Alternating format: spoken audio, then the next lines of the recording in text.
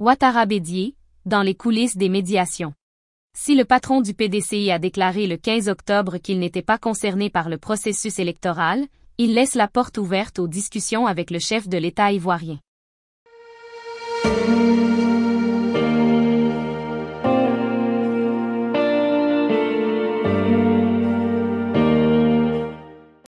Henri Konan Bédié, HKB, s'est rendu pour 2 jours à Accra le 12 octobre à bord d'un avion de la République du Ghana.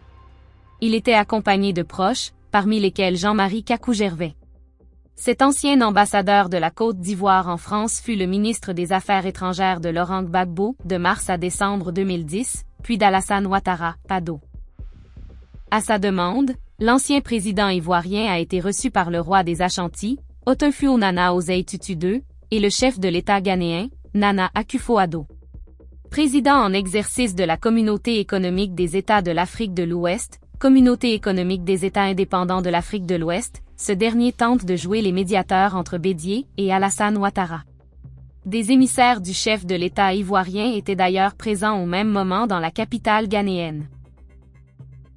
Selon nos informations, l'intervention de Nana Akufo-Addo a permis un contact téléphonique direct entre Addo et HKB. Le premier depuis de longs mois. Les 7 et 8 octobre, Bédié avait échangé avec plusieurs présidents de la sous-région, notamment Macky Sall, Mahamadou Issoufou et Faure Gnassingbé, qui l'avaient invité à calmer le jeu. Le patron du Parti démocratique de Côte d'Ivoire, PDCI, s'était montré réceptif, mais il avait affirmé avoir tenté de joindre Ouattara à plusieurs reprises, en vain. Le 11 octobre, le Sphinx de Daoukro a dépêché à New York Youssouf Bamba, secrétaire exécutif du PDCI chargé des relations extérieures et ancien ambassadeur de Côte d'Ivoire à l'ONU, afin de remettre un message à Antonio Guterres.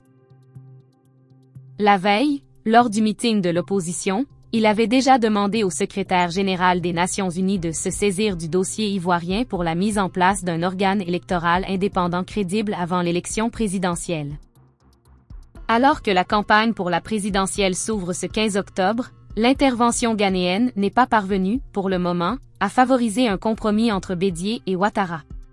Le premier est favorable à un report de l'élection, tandis que le second, inflexible, y reste opposé.